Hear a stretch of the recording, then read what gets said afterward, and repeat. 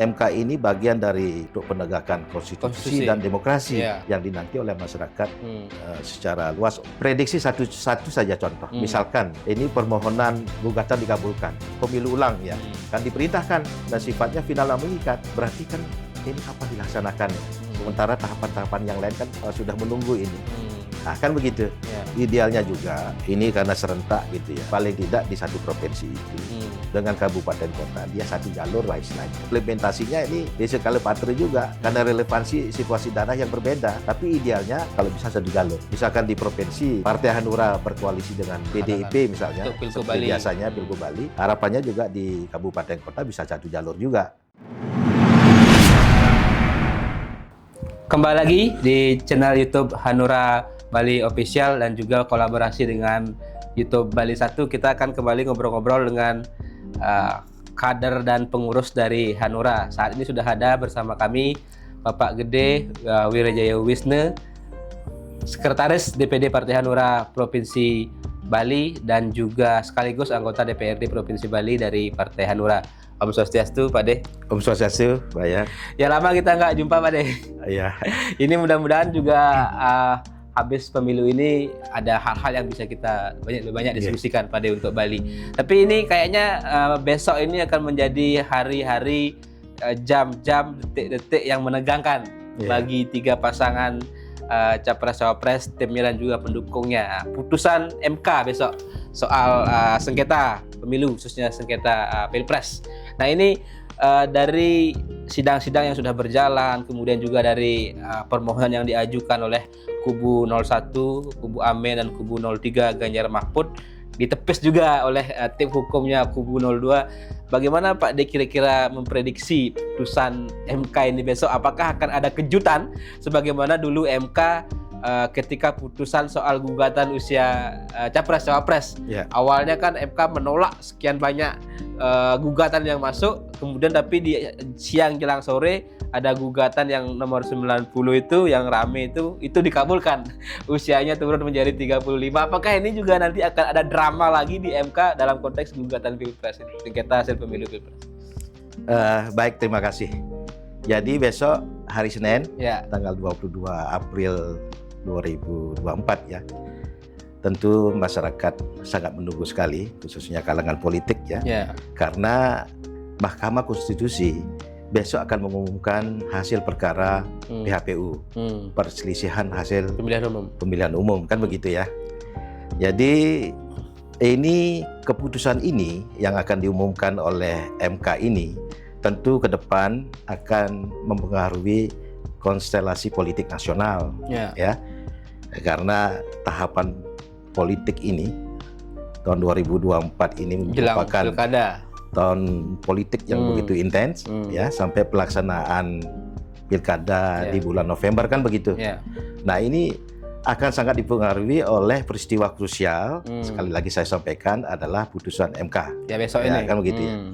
Kalau hal ini ya yang sudah berlangsung berapa lama persidangan yang banyak juga disampaikan secara live, dikomentari di beberapa channel YouTube, kemudian ini menjadi sebuah di sisi lain menjadi sebuah pendidikan politik bagi masyarakat Indonesia, warga Indonesia ya, dan juga pendidikan sekaligus pendidikan hukum ya. Ini cukup menarik Pak Yan, karena ada beberapa hal yang sebelumnya dalam persidangan periode sebelumnya di MK, hal PHPU yang tidak begitu mewarnai dinamika yang luar biasa dari perspektif hukum dan politik kan gitu ya. Katakanlah ada banyaknya yang disebut amicus curiae gitu ya, sahabat pengadilan. Kemudian beberapa kalangan memandang ini bukan ansih dia persidangan hukum positif dengan berbagai dalil yang disampaikan dalam persidangan, tapi ada juga dalam hal filosofi, antropologi masuk dalam suatu penafsiran hukum kan gitu. Karena kita bicara bukan hanya ini MK ini bagian dari untuk penegakan konstitusi dan demokrasi yang dinanti oleh masyarakat secara luas, masyarakat Indonesia. Jadi dari pasca Pilpres khususnya ya. Dan juga pihak ada juga sengketa dari partai politik yang juga bersidang. Tapi yang menarik ini yang khusus untuk Pilpres. Yang paling menyita perhatian publik adalah sengketa Pilpresnya kan. Jadi pasangan 01 dan 03 sebagai penggugat, ya. Kemudian yang pasangan 02 sebagai tergugat. Ya, ada beberapa yang disampaikan gugatan, yaitu misalkan diskualifikasi daripada pasangan 02 itu cawapresnya ya. Atau yang 3 khusus cawapres yang pasangan gugatan dari 01. Yang 03 diskualifikasi bahkan pasangan 02 kan begitu. Dan ada meminta pemilu ulang ulang. Nah, kemudian juga ada hal-hal yang banyak dibahas tentang sirekap. Pelaksanaan penggunaan sirekap. Sistem rekapitulasi yang dari KPU yang sebenarnya memang faktanya ada masalah gitu. Ada masalah dan lain-lain. Jadi intinya nanti kita masyarakat Indonesia dan kita semua tentu masih menantikan ini hasil yang besok ya.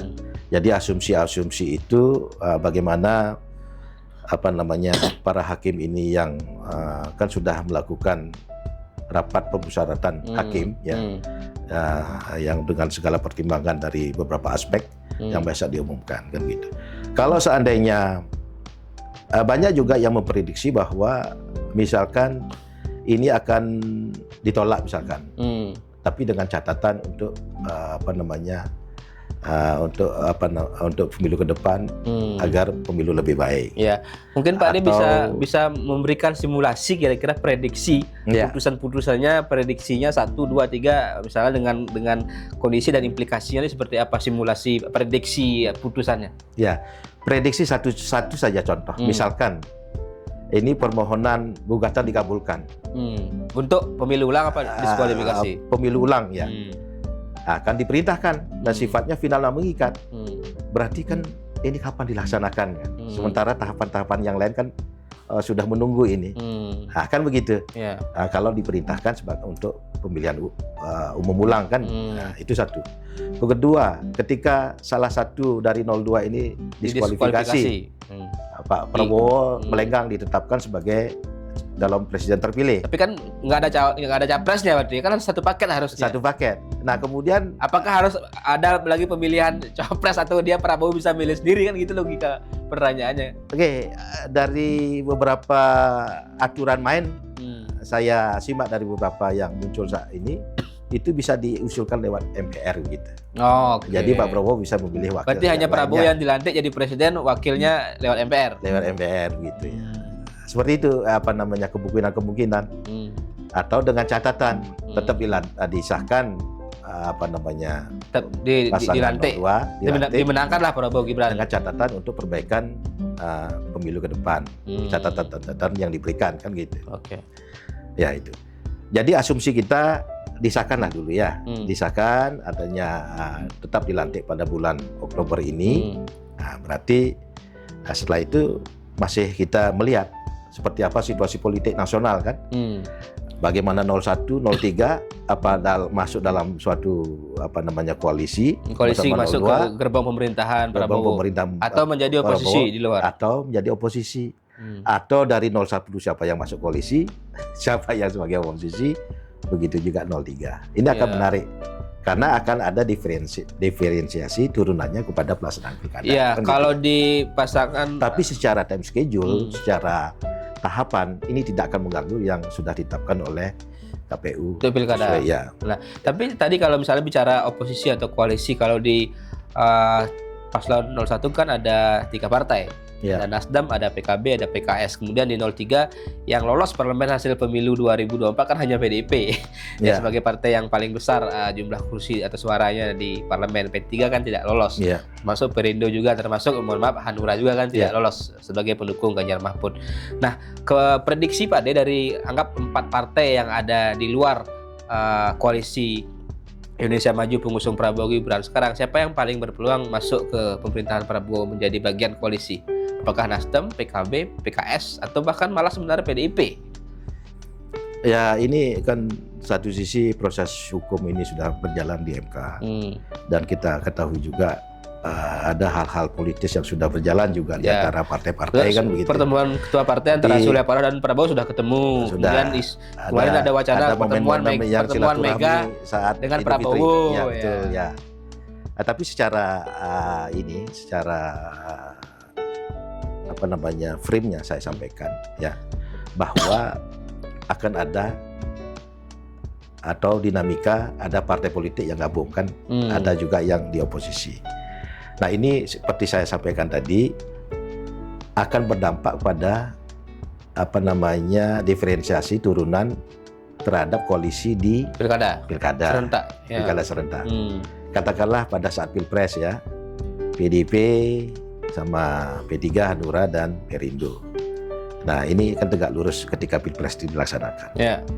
Dan kemudian pasca putusan MK ini seperti apa nanti ininya, konstelasinya, itu bisa tetap seperti itu karena biasanya dalam pengalaman ini ya kalau pilkada itu di skala patre biasanya ya sesuai dengan karakteristik daerah masing-masing, karakteristik daerah, situasi daerah setempat. Nah, partai mana yang chemistry untuk partai berkoalisi untuk mengusung kepala daerah kan gitu. Jadi tidak serta-merta tegak lurus dengan koalisi di pusat gitu ya. Tapi bisa juga masih dalam komposisi pilpres itu bisa. Jadi seperti biasanya. Kalau case-nya saya sebutkan saja di Maluku Utara, ya kan. Hanura sudah ada komunikasi politik dengan PKS misalkan 01, 03 kan Hanura 03 untuk pengusungan calon gubernur Maluku Utara dan wakilnya, wakil gubernur. Karena ada 45 anggota dewan di sana, masing-masing memperoleh 5 kursi kan sudah 10 kursi, 20% kan cukup 9 kursi. Nah ini kawan kami, rekan di Maluku Utara sudah menjalin komunikasi politik untuk perhelatan pilkada gubernur di Cagup dan Cawagup di Maluku Utara gitu ya. Itu satu case ya. Dan kami tentu dalam suatu proses pilkada ini, moralnya tentu DPP ya. Nah, semua berproses dari bawah, aspirasi dari tingkat DPC ya untuk mengadakan komunikasi politik untuk sebuah koalisi 20% sehingga untuk bisa mengusung dan juga sebagai pendukung kalau dia tidak punya kursi parlemen kan gitu. Nah, semua proses sampai provinsi dan juga akhirnya muaranya DPP. DPP yang akan memberikan rekomendasi begitu Pak. Ya, itu menarik sebenarnya kalau kita melihat konstelasi di pilkada serentak nanti karena ini kan pilkada serentak pertama di Indonesia, di seluruh wilayah Indonesia baik provinsi maupun kabupaten kota. Ini kan di 2024 ini kan pertama kali gitu. Bagaimana kira-kira tadi sebenarnya dari perspektif partai politik kompleksitas tadi untuk meracik atau meramu koalisi gitu misalnya. Saya nggak membayangkan misalnya kalau di provinsinya partai A dengan B berkoalisi, kemudian di kabupaten kotanya malah mereka musuhan. Nah ini kan karena kampanyenya barengan gitu misalnya antara mengkampanyekan gubernur dengan mengkampanyekan bupati atau wali kota. Ini kan mungkin ada semacam ewuh pakai ewuh atau sedikit ruang gerak yang agak nggak nyaman di parpol nanti. Apakah akan ada seperti itu dalam konteks misalnya nanti kampanye atau juga strategi komunikasi politik? Ya betul. Maka dari itu idealnya ini kita masih menunggu sinyal dari pusat. Pusat tentu masih menunggu nih keputusan daripada MK kan gitu. Sebagaimana konstelasi politiknya kan, koalisinya, kemudian hasil dari keputusan MK itu sendiri. Kalau misalkan diperintahkan ulang kan ini dari tahapan ini mengkaburan juga ini. Ya kan misalkan bulan berapa diperintahkan oleh MK. Nah, jadi konsentrasinya kalau misalnya ada pemilu ulang, konsentrasinya kan pasti ke pemilu, bergeser bukan dulu ke pilkada. ke pemilu ya. Jadi asumsi kita kan dilanjutkan ini penetapannya kan gitu. Jadi tahapan tidak mengganggu tahapan. Kemudian begini ya saya jawab tadi Pak Yan bahwa idealnya juga ini karena serentak gitu ya. Paling tidak di satu provinsi itu dengan kabupaten kota dia satu jalur lah istilahnya. Ya kan? Kalau di walaupun dalam implementasinya ini di skala patre juga karena relevansi situasi daerah yang berbeda. Tapi idealnya kalau bisa satu jalur. Misalkan di provinsi Partai Hanura berkoalisi dengan PDIP lah. PDIP misalnya, untuk Pilgub seperti Bali. biasanya Pilgub Bali. Untuk gubernur. Harapannya juga di kabupaten kota bisa satu jalur juga. Nah, sehingga karena ini dalam satu serentak. Jadi dalam satu masyarakat hadir dalam suatu pilkada itu, yang satu disuguhi untuk pilgubnya, yang satu disuguhi untuk bupati atau wali kota kan gitu ya. Nah ini kami di Hanura masih berproses sembari menunggu dinamika politik di pusat gitu. Jadi karena kembali lagi rekomendasi dari pusat dan arahan dari sinyal dari DPP kan gitu. Tapi kalau misalnya tadi harapan dari Hanura untuk Bali pilkada serentak di Bali di satu provinsi pemilihan gubernur Bali dan wakil gubernur Bali, dan di 9 kabupaten kota pemilihan bupati, wakil bupati, dan wali kota dan wakil wali kota. Harapan Hanura sendiri apakah misalnya aspirasi ada agar tegak lurus, ataulah misalnya katakan Hanura sudah mengunci misalnya koalisi dengan PDIP, berarti tegak lurus semua calon PDIP juga yang diusung atau didukung oleh Hanura? Ya, kami provinsi sudah bicara dengan DPC ya secara aktif untuk menjalin komunikasi lah politik dulu ya, sembari menunggu ini apa sinyal-sinyal dari DPP. Dan kemudian kita akan duduk bersama seperti apa, karena seperti yang saya sampaikan tadi idealnya itu satu jalur gitu loh, tapi karena nanti bagaimana dinamikanya kita lihat lah. Tapi sementara ini kawan-kawan di kabupaten, di DPC sudah kami berikan keleluasaan untuk melakukan komunikasi politik dengan partai-partai sehingga bisa mengusung, mendukung pada siapa gitu. Oke, kalau untuk di Pilgub Bali, untuk calon gubernur Bali, Hanura masih tetap akan mendukung Pak Koster untuk 2 periode? Ada sejauh ini sudah ada keputusan resmi atau baru ada aspirasi itu seperti apa? Ya, kalau di Provinsi Bali kami kan dari awal sudah berkoalisi ya. Kalau periode sebelumnya kita malah satu jalur lah ya. Untuk provinsi, kabupaten, kota juga kita dengan PDIP artinya menjalin koalisi untuk pemenangan di Pilgub dan Pilbub wali kota gitu. Dan kalau di provinsi dari komunikasi politik ya, dari Pak Ketua DPD dengan Pak Koster, sepertinya kita tetap untuk mengusung calon dari PDIP dalam hal ini Pak Koster. Apa pertimbangannya dari Hanura untuk tetap ke Pak Koster? Ya chemistry lah, chemistry kita kan sudah lama terbangun. Jadi termasuk mungkin juga keberhasilan pembangunan selama ini. Keberhasilan pembangunan yang terutama beliau bagaimana adat budaya, adat istiadat budaya Bali, pelestarian adat budaya Bali yang ditempatkan di garis depan untuk kita budaya Bali ini ajak gitu. Oke.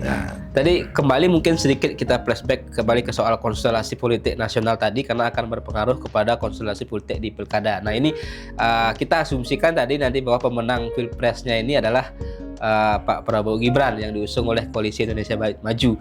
Nah sedangkan fakta hasil pilpres kemarin di Bali kan Ganjar Mahfud ini kalah, walaupun Bali ini disebut sebagai kandangnya PDIP, kandangnya Banteng, tapi kan di Bali juga bisa tanda kutip digembosi gitu. Nah apakah tidak juga ada kekhawatiran nanti dalam konteks pilkada efek pilpres kemarin ini masih ada kaitannya nanti atau akan berpengaruh nanti kepada konstelasi di pilkada, sehingga apakah tidak ada kekhawatiran calon-calon dari PDIP misalnya juga berpotensi mengalami situasi yang sama seperti pilpres kemarin begitu?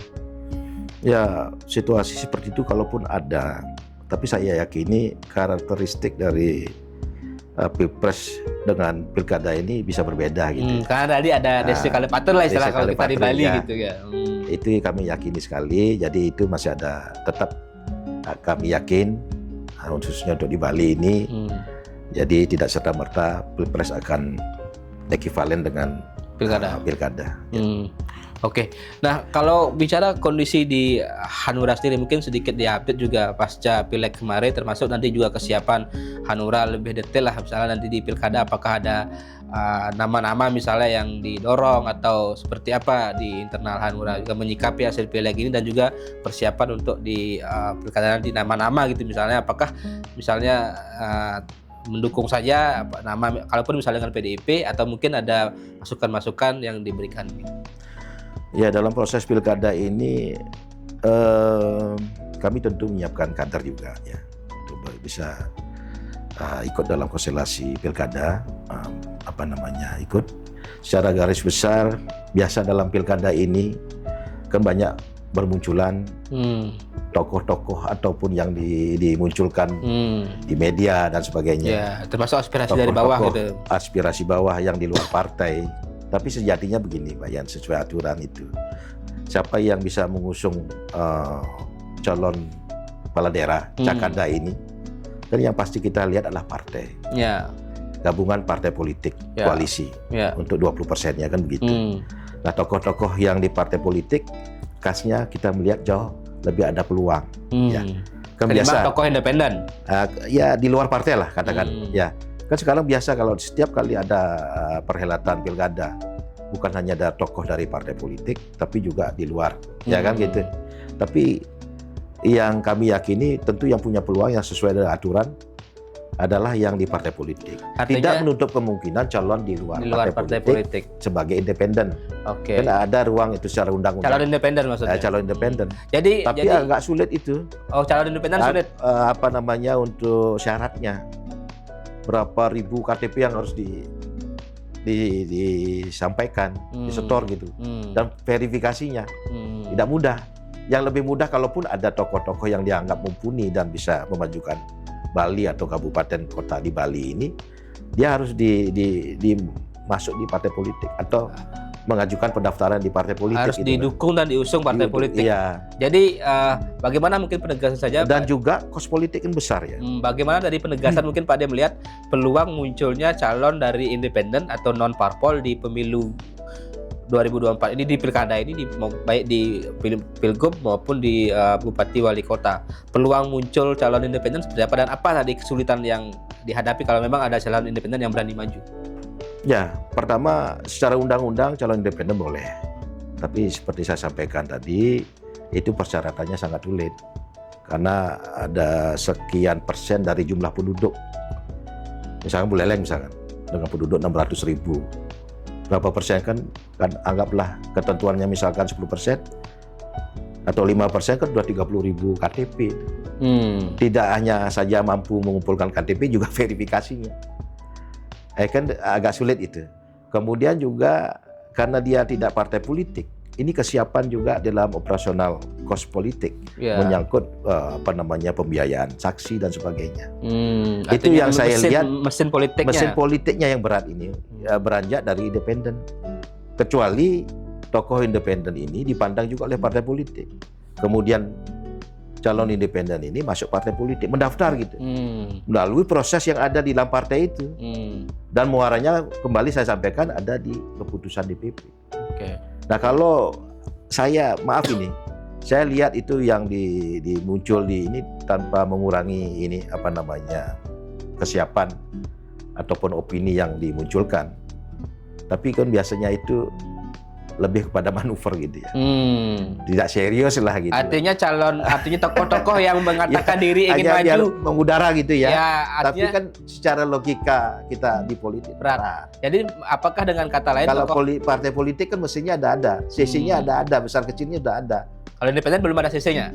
Ya itu seperti itu, harus begini, harus menyediakan kesanggupan dalam arti mesin dalam maju perjuangan untuk pilkadanya gitu. Apakah dengan kata lain tokoh-tokoh makanya Pak Yan, kalau saya menyimak di media ya, beberapa tokoh ini dari golongan ini, background ini, saya tidak mengecilkan, tapi saya bisa memotret, menyaring, memfilter ini yang akan akhirnya. Berarti itu hanya manuver. Ya bisa dikatakan begitu. Berarti hanya manuver, mengudara gitu loh. Hanya gimmick saja. Gimmick saja. Dan setiap perhelatan pasti ada yang seperti itu. Nah, apakah juga artinya mereka yang mengklaim dirinya akan maju sebagai calon kepala daerah dari independen ini tanda kutip tadi selain manuver, gimmick, aji mumpung, atau malah ingin misalnya atau goalnya berbeda, ya, bukan di keseriusan pilkadanya, goalnya beda gitu. Mungkin ingin menjadi calon boneka gitu atau bagaimana? Menawarkan diri misalnya bergending dengan calon kuat misalnya agar tidak melakukan kotak kosong, apakah bisa jadi begitu?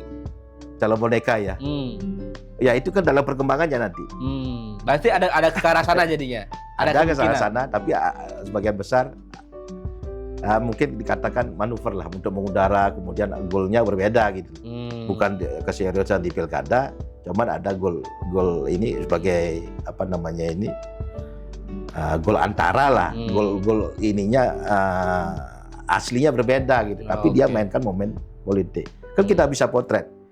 Yang sekali lagi yang kita bisa potret siapa yang akan muncul adalah orang-orang partai atau keseriusan dari calon luar partai yang mendaftar, ya, yang mendaftar di partai politik. Karena dengan partai politik lah mesinnya sudah ada, kemudian jelas aturannya kan lebih mudah.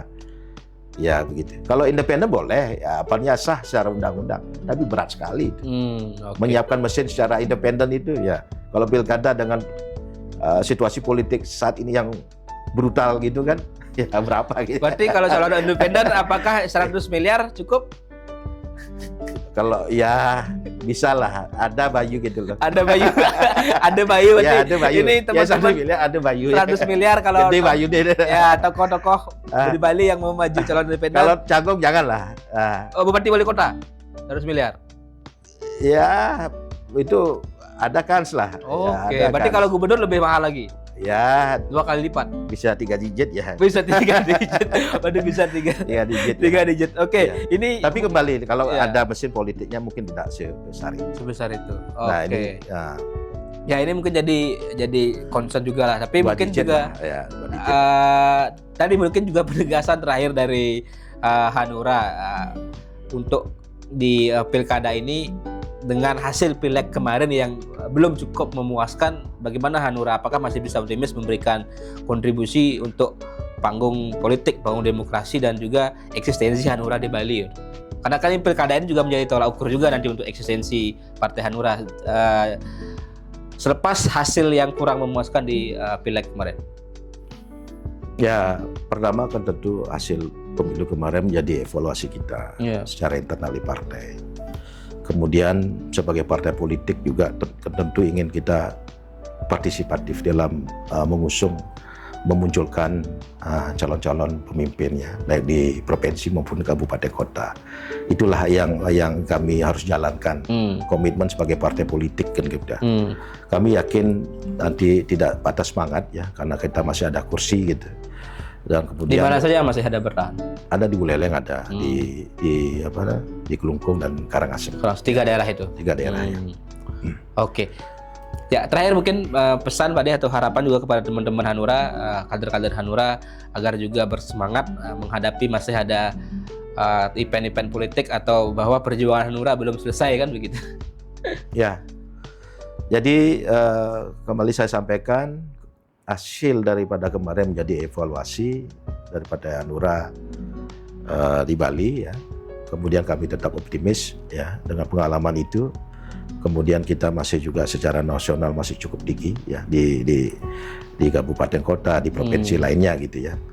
Jadi tetap kita melakukan mekanisme partai politik ya, kemudian sampai menyongsong pemilu 2029.